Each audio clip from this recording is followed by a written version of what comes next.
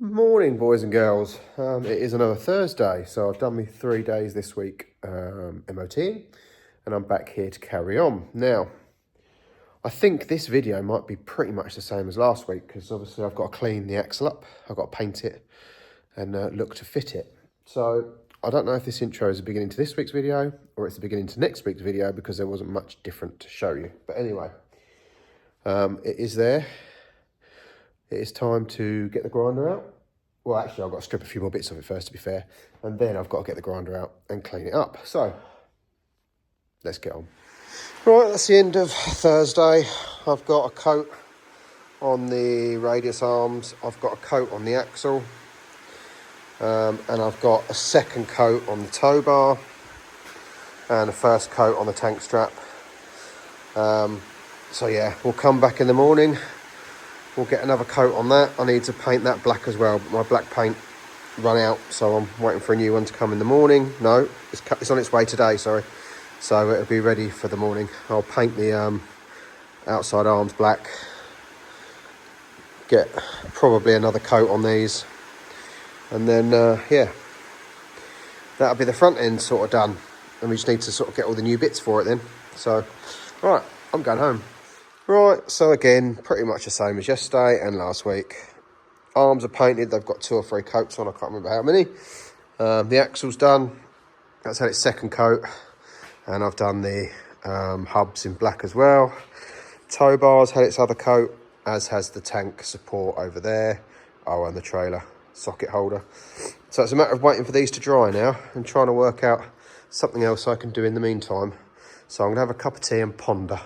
Oh, and just to say, I'm going to put a quick advert in here. I've had a company reach out to me and offer my followers a discount code via my link for workshop manuals. So I'll insert the clip of me showing you that here. Okay, guys, here's something I want to share with you. If you need a workshop manual or wiring diagrams, like the original manufacturer workshop manual, a good place to look is eManual Online. The link is in the description. If you use that link plus a discount code I've got, you can save a few quid. So for example, I've got the Discovery 2 Land Rover one. It's the original workshop manual from Land Rover, and so I can now look at that whenever I like. So there is 2,975 pages of this manual. For example, the contents, you've got the torque wrench settings, maintenance procedure, full content. So let's, I don't know, scroll down here somewhere. What have we got? What's that? That tells you where the VINs are. So what we got here, 176, page 176. How to get the crankshaft pulley off, for example. The oil seal. What else we got? Lifting off the cylinder head, so when you're doing the head gasket. So yeah, this is basically what Land Rover used in the workshop for their techs to remove and do service work. And you can get these manuals from eManual Online. Now, this is their homepage if you go via my link. And as I say, it's a pre-saved link, so you also can get the discount. So let's look for something else. So let's say, what else can we look up that we've got here? We have got, I don't know, let's say the Ford Transit. Ford Transit. Mine's a 2011. So 2006 to 2013 Ford Transit Service and Repair Manual. So you can click on it and click Preview. And there you go, look, it's the Ford manual. You know, I mean, you can't see much in the preview, but it gives you an idea. It gives you the contents, so you can see powertrain, electrical, body and paint. So again, this is what Ford would have used in the service section. So if you click buy it now, you'll see once this loads, it is $33.99 for obviously for lifetime usage. But if you use my discount code, if my computer will hurry up, there we go, which is Drizz, D-R-I-Z-Z 22. Apply the discount, switch that off, and you will get it for £26.51. So you've got a discount of £7.48, which works out to 22%.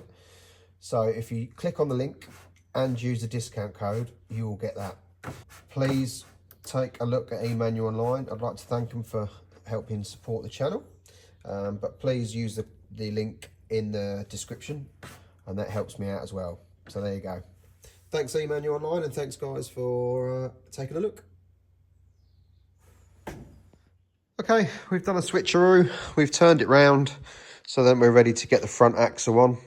I've drilled out the turrets for the airbags, cut the ears off and zinc pasted it all.